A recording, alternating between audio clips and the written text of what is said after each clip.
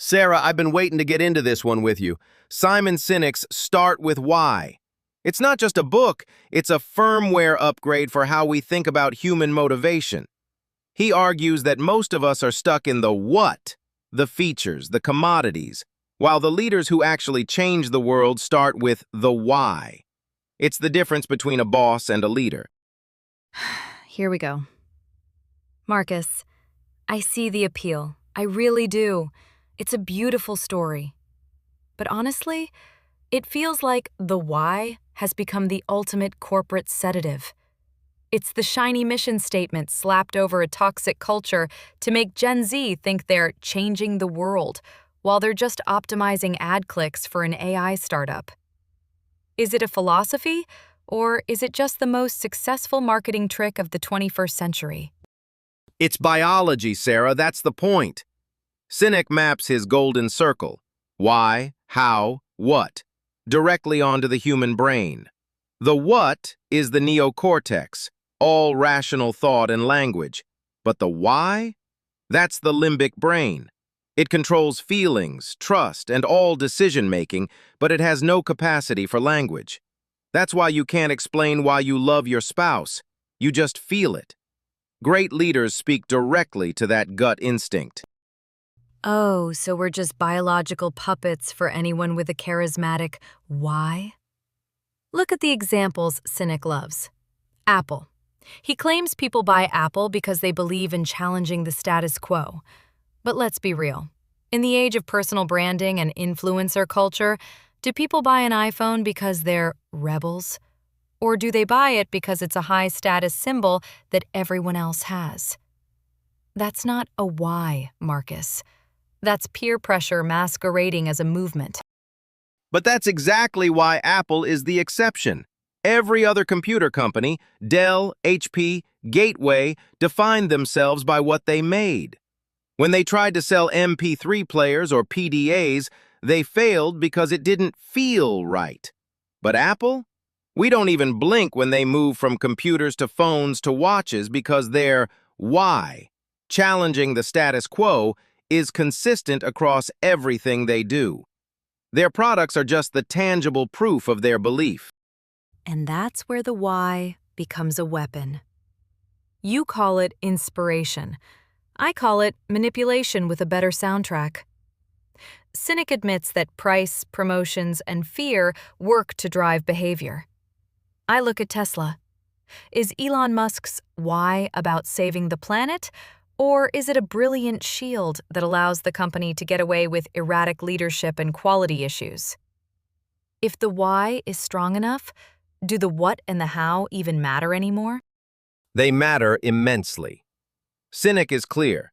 If the what doesn't work, the whole thing falls flat. But the why is the filter. He calls it the celery test. If your why is to be healthy, you don't buy Oreos and M&Ms at the grocery store just because they're on sale. You buy celery and rice milk. Most companies are at the checkout line with a basket full of random what products, and then they wonder why nobody knows what they stand for. They aren't authentic because their golden circle is out of balance. Authenticity. That's the word of the decade, isn't it? Every LinkedIn thought leader and purpose-driven founder is performing authenticity. They spend thousands on brand consultants to find a why so they can start with it. But Sinek says the why comes from looking back, from your past. If you have to hire a consultant to tell you why you exist, aren't you already an inauthentic brand? Absolutely! You can't invent a why. It's a discovery. It's born out of the upbringing of the founder. Look at the Wright brothers. They were a couple of guys in a bicycle shop with no funding and no college degrees. They were driven by a dream to change the world. Meanwhile, Samuel Pierpont Langley had the money, the dream team, and the press. But he was chasing fame and fortune. When the Wright brothers flew, Langley quit. He didn't want to fly. He wanted to be first. That's the difference between a cause and a transaction. Okay, I'll give you the Wright brothers. But let's talk about the reality of the modern workplace. Gen Z enters these companies expecting a cathedral to build because they've read Sinek or seen the TED Talk. Then they get there, and it's just middle management and KPIs. Sinek talks about Herb Kelleher at Southwest Airlines putting employees first. But in a world of AI-driven efficiency and automated layoffs, how many companies actually provide that net for their employees? Or is the why just a way to get people to work 80 hours a week for a cause that only benefits the shareholders? That's exactly the split Sinek warns about. Success is the biggest challenge a company faces. When a company is small, the why is the founder. But as they grow, they start measuring the what more than the why. Look at Walmart. Sam Walton built it on a why of serving people and communities. But after he died, the why went fuzzy. They traded service for cheap. They became a commodity, obsessed with margins, and now they're scandal-ridden. They lost their soul because they lost their why. So you're saying a why can die with its founder. That's terrifying for a systems thinker, Marcus. If the entire culture relies on the limbic resonance of one charismatic leader, that's not a system. It's a cult. When Bill Gates left Microsoft, or Steve Jobs left Apple the first time, those companies floundered because they were just what companies without their beacon. If the why isn't scalable without a physical person, then it's just a personality trait, not a business strategy. Logical. It is scalable, but only if you build a megaphone that works. The organization is the megaphone. The leader sits at the top and provides the clarity of why, but you need the how types, the realists and builders, to create the systems that make it tangible. Walt Disney had Roy. Steve Jobs had Wozniak. A why without a how is just a starving visionary. You have to extract the why and integrate it into the culture so it survives the founder. Let's pivot to the AI era. We're seeing a flood of AI-generated startups. You can generate a logo, a mission statement, and a product in an afternoon. If execution becomes a commodity, does the why become more valuable because it's the only human thing left? Or do we enter a period of hyper-manipulation where AI can A/B test which why makes people feel the most inspired to part with their cash? That's the ultimate test. If AI commoditizes the what and the how, then the why is the only thing that can't be automated. Trust isn't a checklist. You can't calculate a feeling of belonging. As AI makes businesses more efficient, they're going to get louder, but not clearer. The companies that survive will be the ones that have a human why that resonates on a limbic level. People don't buy from an AI, they buy into a purpose.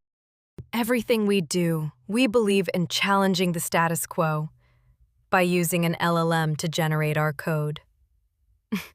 It sounds ridiculous when you say it, Marcus. I still think execution is king. TiVo had a great why, total control over your life. But they failed because they couldn't explain what it did to the mass market. They focused on the why and forgot that the early majority are practical-minded and need to know the what. Sometimes, a faster horse is actually what people want. TiVo failed because they only talked about the what. Their ads were a list of features. Pauses live TV, skips commercials. They tried to convince the mass market with rational benefits, and the mass market said, I don't need it. If they had started with the why, total control of every aspect of your life, they would have attracted the innovators who then would have looked at the features as proof. You can't skip the law of diffusion, Sarah. Fine. But what about personal branding? Every Gen Zer is told they need a personal mission statement. We're turning individuals into corporate entities. Is it healthy for a 22-year-old to be obsessed with their why before they've even done anything useful? It feels like we're encouraging people to build the story of their success before they've actually achieved the milestones. Sinek says the why is already there. You don't build it, you find it. It's not about being a corporate entity, it's about having a filter for your life. When I found my why, to inspire people to do things that inspire them, it changed everything for me. I stopped competing with everyone else and started competing with myself. That's the real shift. If you're always trying to be better than the competition, nobody wants to help you. But if you're just trying to be better than you were yesterday, everyone wants to help you. That is so idealistic, it almost hurts. But here's the uncomfortable truth. Plenty of people and companies succeed without a why. They succeed through sheer force, through manipulations that work, and through being the cheapest or the fastest. They might not have loyalty, but they have repeat business. And for most CEOs, that's enough to buy the yacht. But they don't last. They're addicted to the heroin of price drops and promotions. When the economy crashes or a new technology like AI shows up, they have no net. They have no loyal following to catch them when they fall. Look at Southwest after 9/11. People sent them checks just to say thank you for being there. That's not a business transaction, that's a relationship. You can build a business on what, but you build a legacy on why. A legacy. Or a very expensive mythology. I look at the influencer economy, it's all why. I believe in body positivity. I believe in financial freedom. But behind the why is a $50 per month subscription fee. It's the Sneetches all over again, Marcus. We're all just paying Sylvester McMonkey McBean for a star on our bellies so we can feel like we belong to a why. Maybe. But Sinek's point is that we crave that belonging. It's a biological need. We want to be around people and organizations that share our values. When a company's why is clear, we use their products as emblems of who we are. I don't buy a Mac because I care about Apple. I buy it because it tells the world I'm a rebel who thinks differently. It's a symbol. And that's the most cinematic part of the whole theory. We're all just looking for the symbols that tell our story for us. But Marcus, let's end here. Should everyone really start with why? Or should some people just build something useful first and find the why once the bills are paid? If you don't start with why, you're just manipulating yourself into a job you'll eventually hate. You'll hit that split and realize that all the achievement in the world doesn't feel like success. You can have the yacht and still be miserable. Why would you wait to be happy? Because sometimes, Marcus, the why is the story we tell ourselves to justify the what. But I'll give you this. Sinek's megaphone is certainly loud. Whether it's clear, that's up to the people standing at the bottom of the cone. And they're listening, Sarah. They're listening. Thank you for listening to this discussion on the System Read podcast. If you enjoyed this episode, please hit the like button and subscribe to ensure you don't miss our upcoming deep dives.